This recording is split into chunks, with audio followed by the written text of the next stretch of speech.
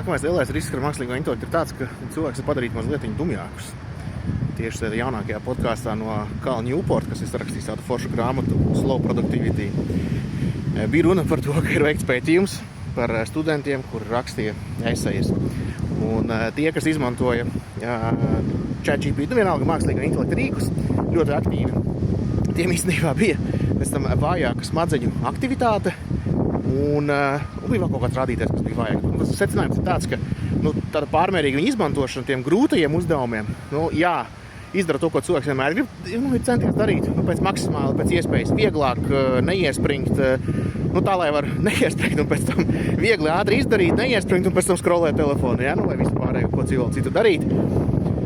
Tā kā ir tādi riski, un šajā gadījumā bija konteksts par rakstīšanu, ka tas ir grūti, bet tam būtu jābūt grūti, lai mums tas smadzenes labi strādātu, un viss iet uz priekšu, ir jābūt grūti, ir jāraksta, ir jālauž. Tas, ja mēs to pārmērīgi daudz izmantojam, mēs visu darām tikai viegli, tad tas risks ir tāds, ka mēs mazliet paliekam dumjāki, mūsu smadzenes mazāk aktīvi strādā.